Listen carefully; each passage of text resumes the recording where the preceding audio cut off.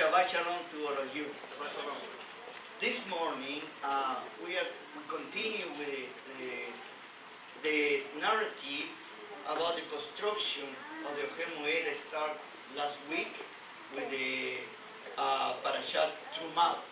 Now we are in Tetzaveh. Tetzaveh means it's a commandment, like command them or tell them to do this. Interestingly enough, our sages question why in this parasha the name of Moshe Rabbeinu is not mentioned. And they give different versions. I have mentioned to you before that the Torah not necessarily needs to be read chronologically, but it needs to be read according to the subjects, according to the way that our Creator wants to teach us something. And this time, we are going to continue with the keeping the lamp or the menorah lighted. And also, we are going to see for the mentioning of the Kohanim, the Kohenat, the priesthood, and especially Aaron and his children, and the attire or the vestment that they are going to wear for the special occasion.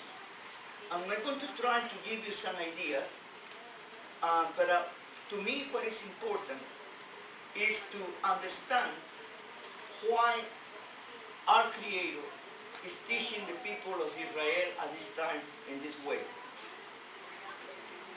In Moreh Nevuchim, our great Rabbi Maimonides, Ramban,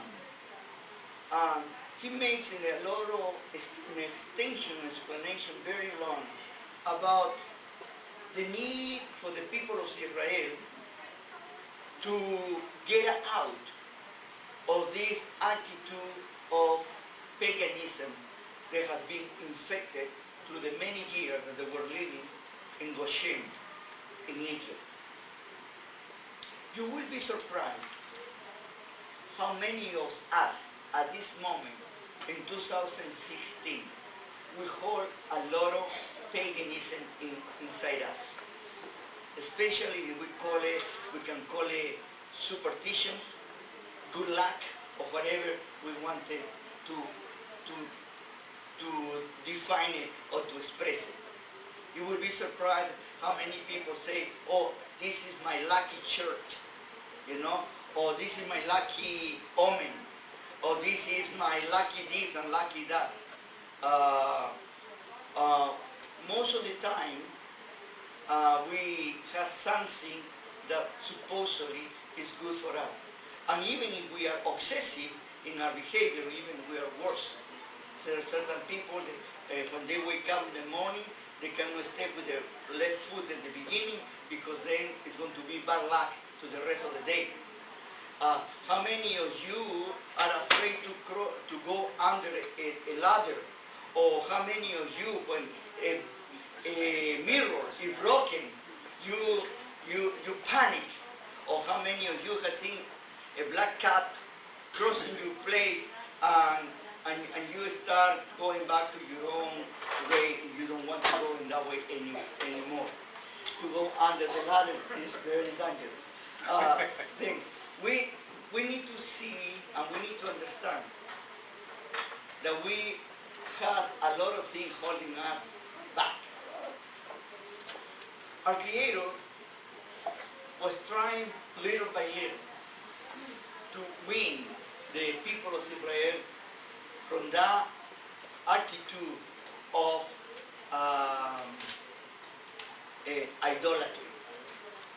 Something that is very deep on you takes a little while to take care of. There is in certain countries, when you go to exercise your obligation as a citizen and you go to vote, in order that you ensure that you don't vote twice, they put your finger in ink. They call it indelible ink. and supposedly that ink won't get out from you. That ink lasts at least 3 or 4 days, and after the 5th day it starts disappearing, and the next week you don't have any more mark, but they call it indelible. Well, all of us, we have been marked with the indelible, superstitious, or idolater ink in our souls, and we need a period of time to take all those things out of us.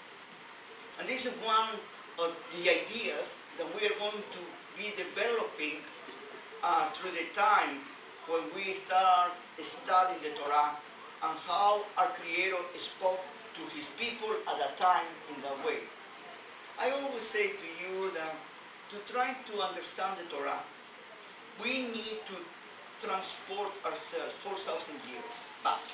You know, we need to go back to this time to understand the way of thinking, to understand the way of doing things, because it was totally different than the way it is today. For something that for us today looks like so obvious, for those people were not obvious. You know, trying to explain 4,000 years ago about the lightning or the thunder, you know, or the rain and the moon and the sun. You know, I tried today to explain them in a very educated way. That was very difficult. And everything were the gods and all those ideas. Then little by little, our Creator is bringing His people and taking them out, not only from the slavery, the physical slavery, but even more, was taking them out from the spiritual slavery. And this is why it's so important from time to time to look at them and to see what is our Creator trying to do. No? Instead to be fixated with elements, trying to understand why these elements and what is done in this way. No, when I was working as a counselor from people that they were addicted to any type of drugs, any addiction, one of the things that the doctor would recommend is to give it to these people who were addicted to a drug, a very strong drug, to give it a similar drug that was lesser or less damaging, you know, and little by little cutting the portion, instead to cut it in whole, they will take a time, little by little, and what they were giving to them was a similar drug, but lesser.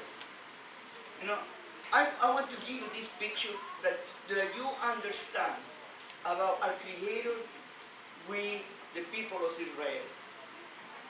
They were totally drugged by idolatry. And then our Creator was going to give us the counter, the remedy, and the remedy was going to be a lesser, you know, less dangerous type of counter idolatry.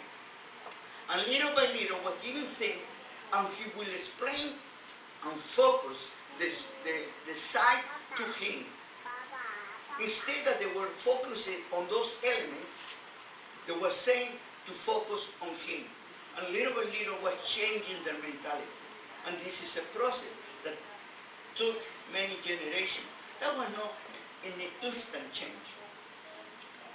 Also want to say to you this, in order that you understand what I'm trying to share with you. That those changes were not instant. You know, we live today in a society that we call it instant society. You know, since they invented instant coffee, you know, now everything needs to be instant. But one person who's connoisseur, who knows what a good coffee is, will never drink instant coffee. Okay? Somebody who knows a good gourmet meal knows a good, is a chef or knows how to eat well, will never go to the fast food place. Who are the people who go to the fast food? Who are the people who drink instant coffee? Are the people who do not know anything about coffee, or they don't know anything about good food. Yeah? Well, this is something that today we live in that way. But at the time of Moshe Rabbeinu, there were no instant things. Everything takes a time. And one thing that I have told you many times, and I am repeating to you until you're going to get tired to listen to me, one of the greatest gifts that Creator gave us was free will. And He didn't want to tamper with free will. He could instantly do say, and you change. He could do that. There are religions that they teach you that in an instant you change. And then they tell you, oh yeah, you are not a new person. And the next week you realize that not only you are not a new person, you are worse than you were before. But it's okay, because now you have more knowledge how bad you are. Before you didn't know how bad you were, now you know even more worse how bad. You see, this is how we are deceived. Okay? And our Creator what He wants is to deal with us, with you and me, in a personal way. This is something that we need to understand. Our Creator is a personal God. It is not a God only of the universe, that He is the Creator of everything, but He is Professor, created us for a reason. He didn't need to create us, but He created. We are the only part of His creation, the only one, that we have that personal relationship. And not only that, we can say we had a husband, we want to say that we can say to him, I don't want to talk to you today.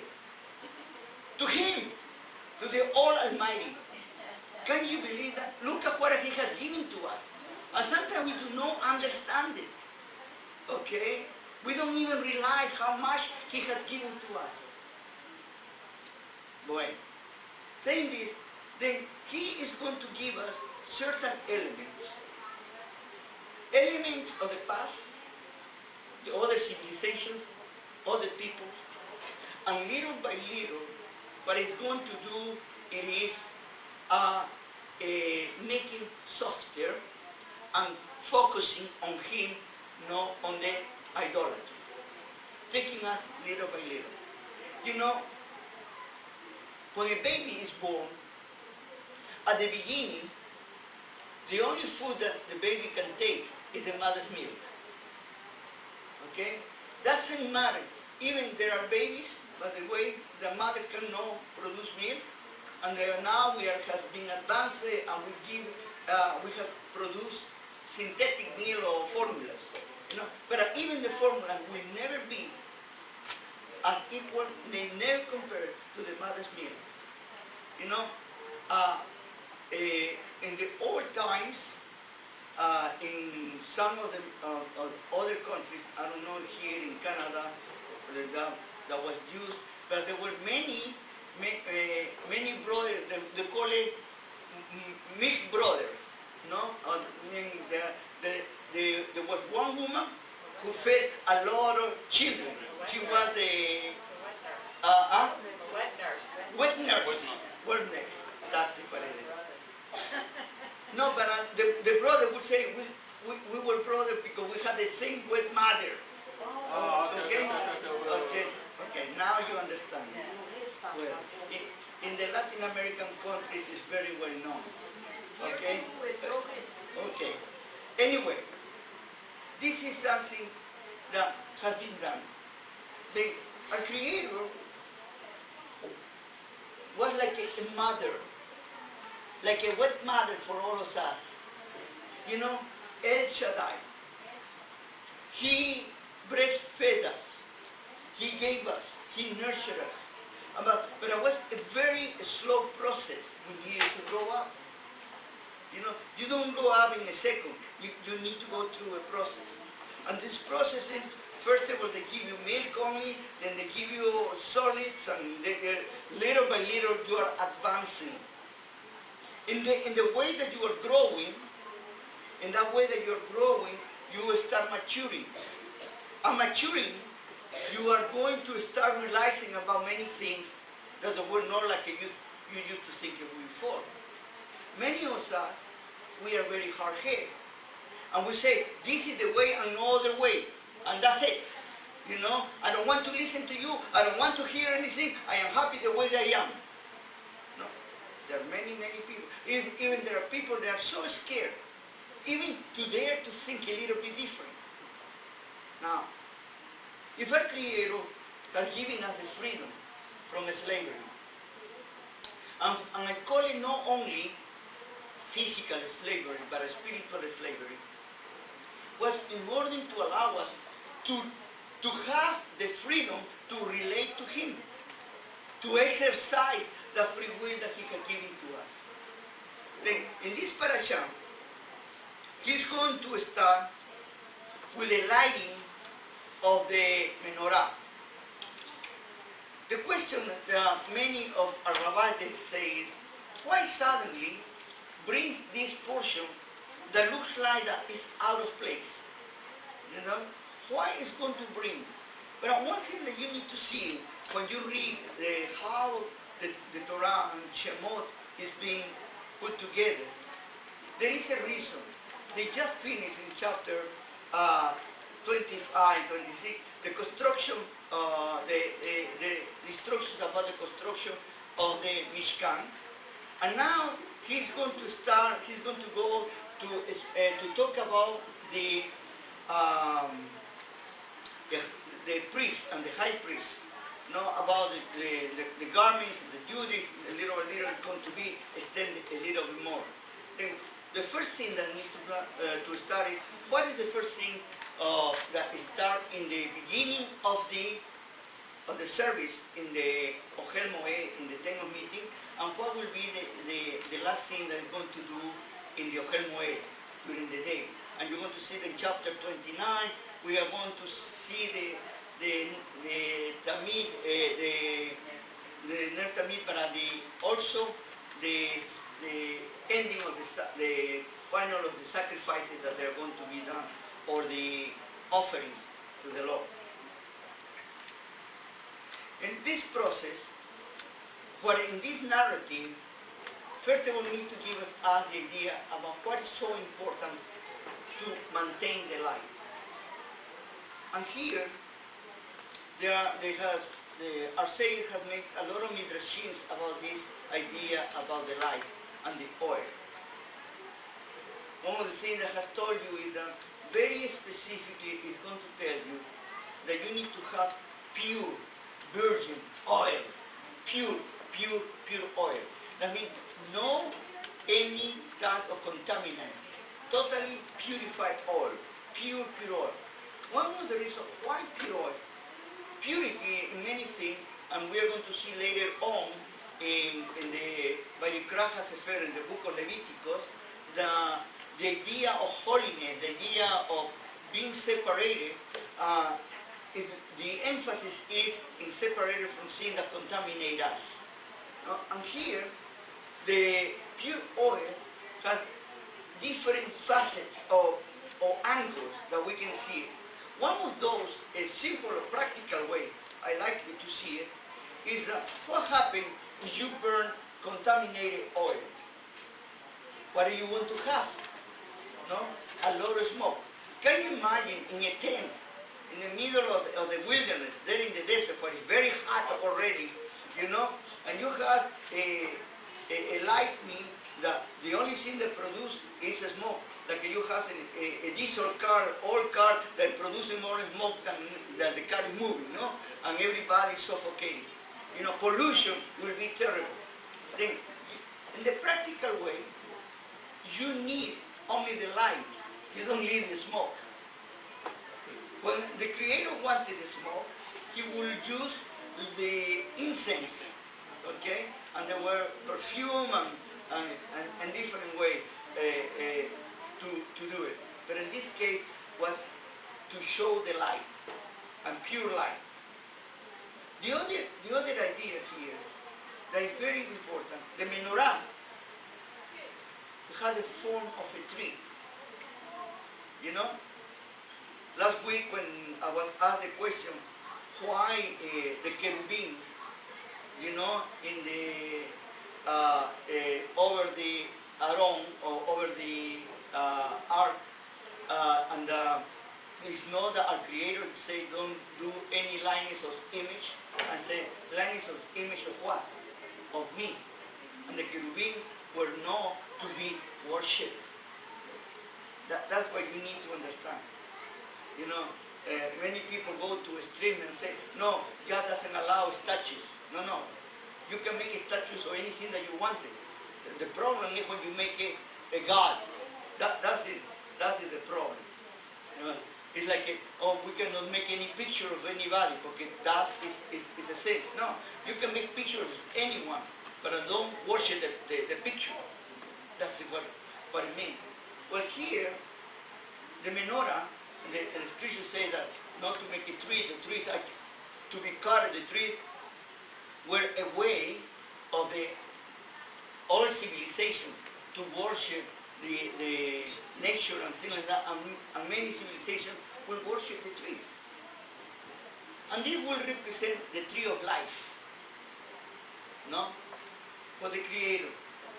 And the representation is, we can go back to Bereshit at the beginning with Adam and Eve, and when our Creator said, from this tree you are not to eat, and from this you can eat, and they ate the one that they were told not to eat. Well, this is the tree of life. And this is the tree that gives you life. And this, because it's light, they have, the fruits are light. And the fruit, and our sages compare that with the Torah. Okay? The Torah is the fruit of light, is the light for all of us. The Torah is synonym to light. Why? Because it is the revelation of the Creator to us. And you're going to see that the centrality of the Mishkan is always pointed to the Torah. Everything is to the Torah. Now, when you look at in this way, you're going to see that what our Creator was teaching to the people of Israel in a very simple way is that when He talks to us, illuminate our lives, He gives us His life, and that life needs to be transmitted to others. No? Israel became or legoyim, light to the world. But why? They needed to receive the light first and then to transmit the light. Well, not to keep the light to themselves, but to give it to others. And why is the beginning of the construction of the Ohel Moed? Because He wanted that the people of Israel focus their sight toward Him, to His revelation. The next link here are the Kohanim. Now, remember, I am talking about that. To me, this portion is not chronological because the Kohanim has not been announced. They have not been announced yet. The Aaron and his children are going to be the priests. That is after the sin of the golden calf. And here is getting ahead of, and mentioning not only Aaron, but mentioning Nadab and Abihu, who they never ever became priests because they died. But it's there. Why is this? Because the Kohanim, they were going to play a very important role. And this is another key word that I have been sharing with you over and over again about the word role. Okay? For our Creator, He doesn't make exceptions of people, of persons. For our Creator, all of us, we are co-equal. But we have different roles to fulfill. And when we change the roles, is when we create problems. I always say, you need to stay in the place that you have been called to be. Because if you change positions, sooner or later you're going to create a chaos. You have not been called to do certain job, and you get in there, something wrong is going to happen. It's better to bring somebody who has the skills and has the way how to do it. No? Sometimes people, to try to help, they do more harm than good. When there is an accident, sometimes, and people, they don't know anything about medicine. Somebody's in the floor, maybe there was a wreck or something, and they pull out, only they try to help. But when they pull the person out, they kill the person, because they do not know how to take the person out. Need to be a specialized person who knows. He has broken the neck or something, to put it in a table, straight, and to do certain accommodations in order to prepare the person that has been injured. This is always important to learn a little bit about first aid before you jump into training. Not only you decide to help, it is enough. You need to be clear, or at least to have an understanding how you do it. Here comes the second part, the priest. The priest play a very important role. The priesthood, they were going to be the teachers of Israel and the teachers of the Torah. That was the main function, to teach them about the Torah. And they needed to be prepared in a special way. And they needed to be, all that they could do was that part, very important part. They needed to take care of the liturgy, they needed to take care of the Avodah Mishkan, the service in the sanctuary, how to do certain things, how to do the offerings, how to take the water, how to take this, how to take the other, how to burn the incense, how to light the candle, how to put it, all those things they needed to know. And that was their duty and the role. Nobody else could do it. Not that because they were incapable to do it, that they couldn't do it physically speaking, but that was how our Creator put it. Why? Because they were going to be a specialist in those areas. Anytime that you want to get in something that you are not prepared, like I said before, most of the time there are more problems than good. They were the teachers, they were the link. Here comes the process of trying to, like a comparison with other religions. The people of Israel, they just left, and they wanted to have a religion like the Egyptians. For them, the God of the Egypt looks like greater than the God of Israel. Look at the temple that they have. Look at the priests, how they dress. Look at how magnificent things that they have. Then, our Creator is going to give it them a parallel of greatness, and the priests, they were going to be dressed in a very majestic way, in a very special way, especially the Hagadol Kohen when they were serving in the temple, with all the attirement, with all the vestments, all the different things that they needed to wear. There were 8 different attire for the Hagadol Kohen for a special service in the service, no? And a regular priest only wore 4. and the high priest were eight. But interestingly enough, there was only one festival,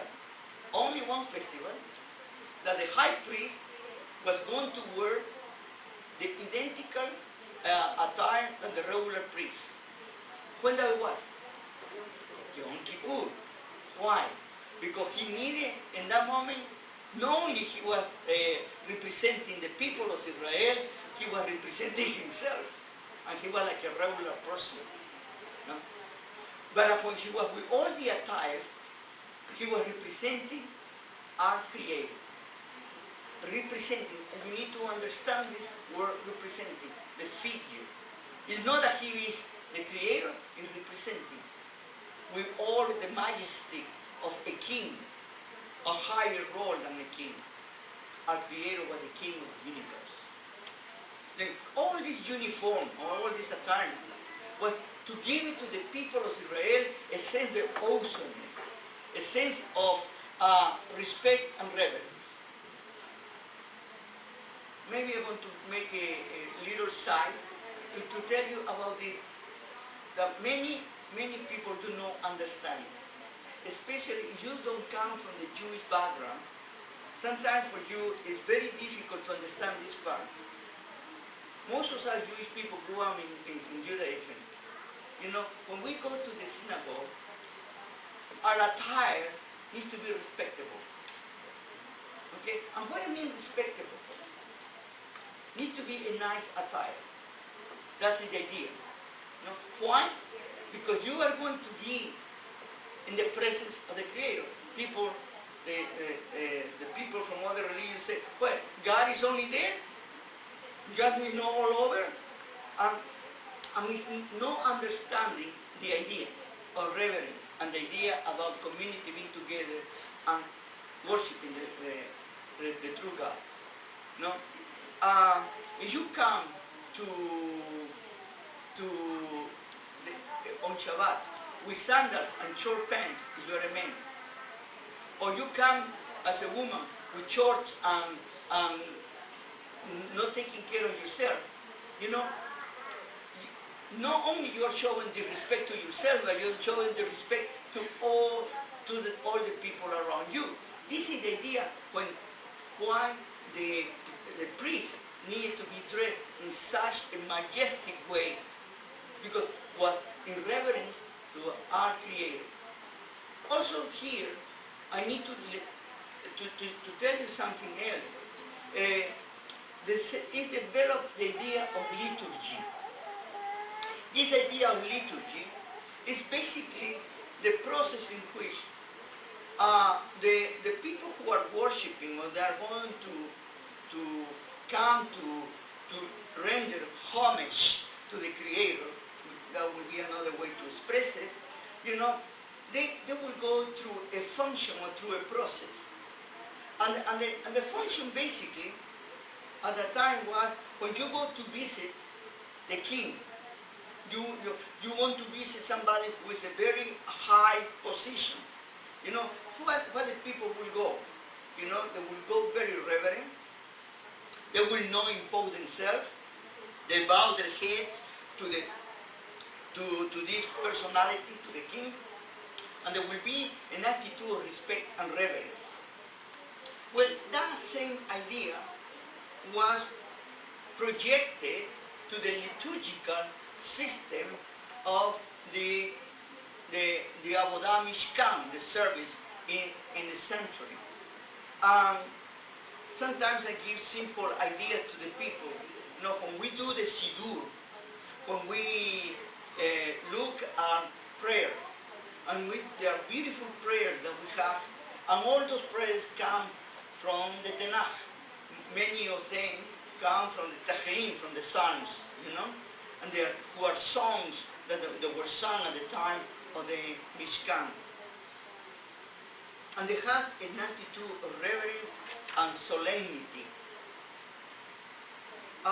The actions of talking and sitting, you know, when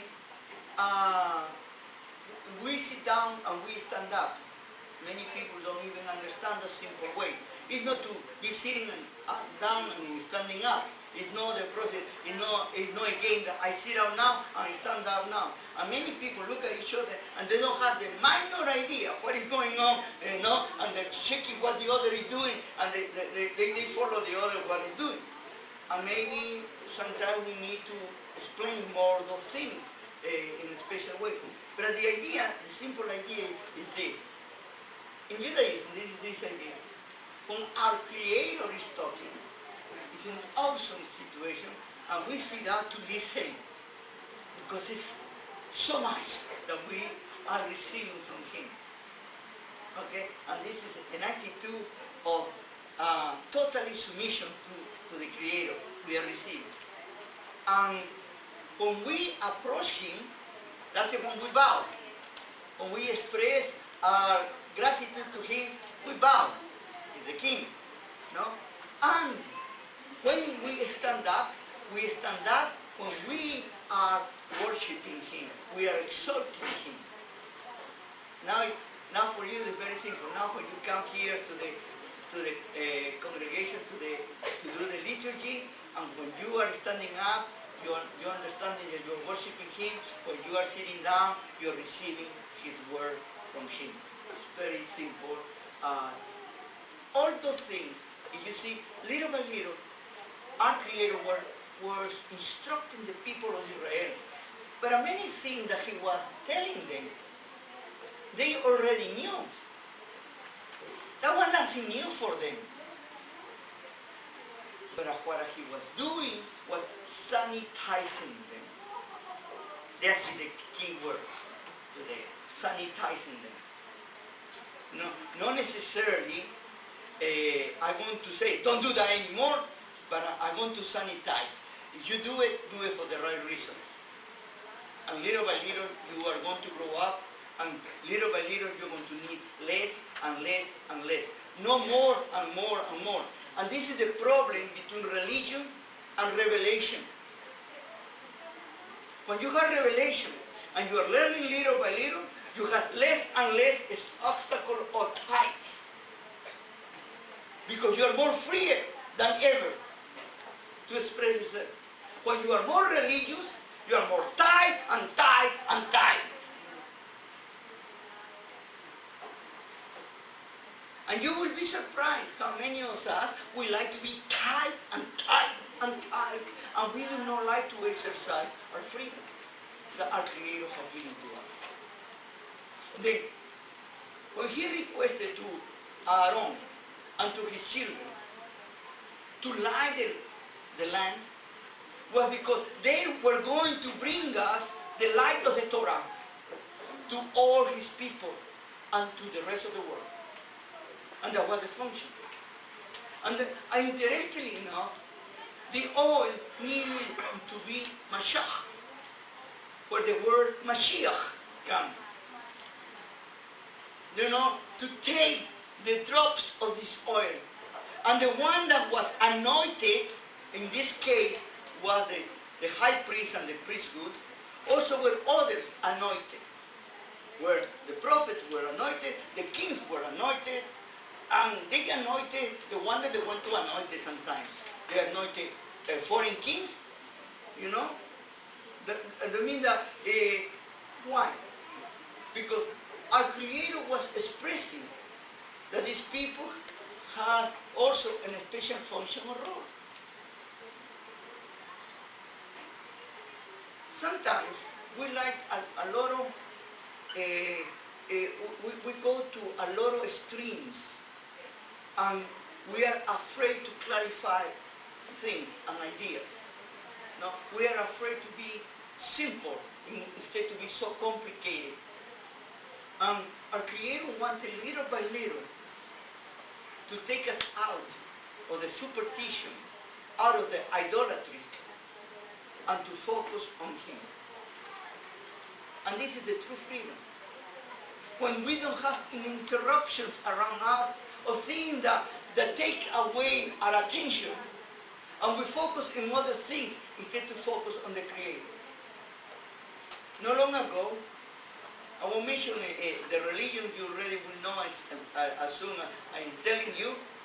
I was looking about a program in which a very hard leader in that religion was going to worship, okay, a picture or a statue, okay, and, and, and, and they worship and pray to this statue, saying, you know, this has a lot of power and a lot of, it's very, could make a lot of miracles.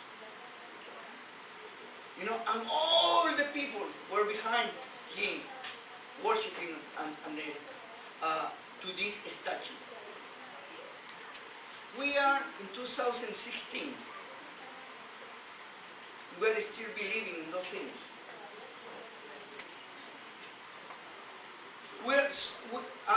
And now I understand why there are coming so many people that they call themselves atheists. Because they confuse religion with relationship with the Creator. And one of the things that our Creator was trying to bring to us is a process of little by little to take us out of idolatry. Not to get us deeper in idolatry. For the same reason I am asking you, have we examined ourselves honestly? And we are asking ourselves, how much idolatry is in me?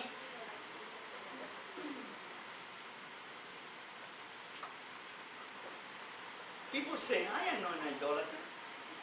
I don't believe in those things. We will be surprised how many things we hold in our pockets without realizing sometimes. And we still need to get rid of those. In every generation, we are one step forward from when we get out of Egypt. We are constantly go back and to check ourselves. Which areas are the ones that are holding us back? What is the things that do not belong to a relationship with the Creator? You will be surprised how many areas that we have that are our idols. You know, many people think my idol can be only a person. You will be surprised. There are a lot of fetishism in our lives. You know, not only human idols. We have certain things. Could be an equipment, could be a tool, could be some kind of apparatus. Something that takes away our relationship with our Creator. What is holding us back from Him? What is more important than to have a relationship with Him? And you will be surprised, but one of the greatest idolatries that we exercise and we never realize that we have it. But all of us we have it. Is me, myself, and mine. That is the center of the universe. There's nothing more important than myself in this world. And that becomes an idolatry. What is for me? What I can get from this? What is the advantage for me? What is good for me? And you become the center of the attention. You go to a mirror and you look at yourself and you say, what a cute person you are. You know? And from that moment on, you start building yourself. New exercise about the self. You know, they teach you about how to like yourself, how to believe in yourself. you know, and more you are building yourself. And the truth of the matter is, already the Creator has given you everything for you. And you have been made in a marvelous way. Psalm 139. A Creator doesn't commit mistakes. And even when somebody says, well, has a deficiency, He made the deficiency for a reason. Not only for your own sake, but for the sake of others.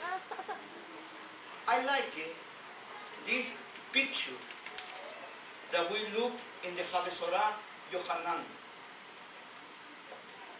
in the Gospel of John, in the Messianic writings.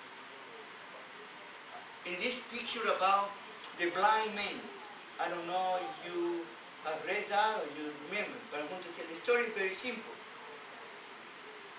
This is a blind man that walking and asking to people to heal him, nobody will heal him. And he encountered with Yashuv the Messiah. And he said, what do you want? I said, I want to see. It looked like that the Messiah, Yashuv, was not too smart, no? No? It was obvious to anybody, no? You wanted to know about him. I've never seen. He was born, and then, well, he put something in his eye and said, now you see. By the way, for my Jewish audience, Yeshua was not the only one that did miracles. There were other rabbis. And we have written those things in our midrashim, in our writing. There were other rabbis who make a lot of miracles. For our Jewish people, miracles is not something extraordinary. Miracle is part of our life. We ourselves, we are a miracle are existing. I mean, we don't make the big deal about that. That's not a big deal. The big deal is about what goes after the miracle. What goes after they open the Red Sea. That's what, the Red Sea was not important. What was important was what happened because of the Red Sea. You know? And suddenly he starts seeing. Of course, Yeshua, as a rabbi, sent it to go to the Mikdash to give thanks and to tell the people to give thanks to God for the miracle.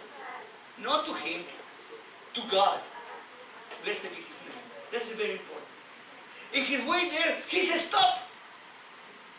Who dared to say, to heal you? Who dared to, you are kidding us. You were not blind. You are making it up. You know? And I like his answer. You know? Only one thing I know. I was blind, and now I see. Destroy them completely. Who can go against your own experience?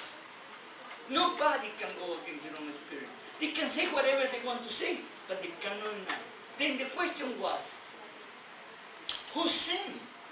He was a sinner, or his parents were sinners? Because that was the time of belief of the time. That the reason that you had a problem was because you were a sinful person, or your parents were sinful. Okay? Now, in other words, we need to blame somebody.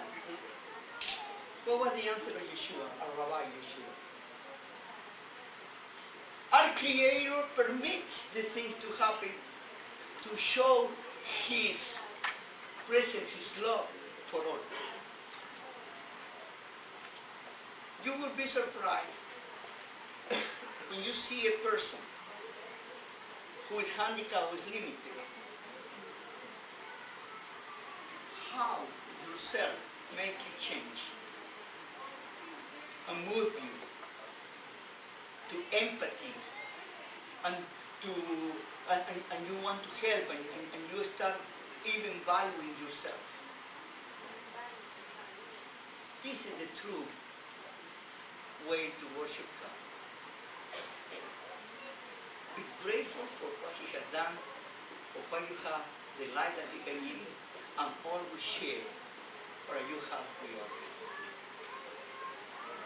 is taking away from paganism, idolatry, and bringing back to Him to have a personal relationship with Him.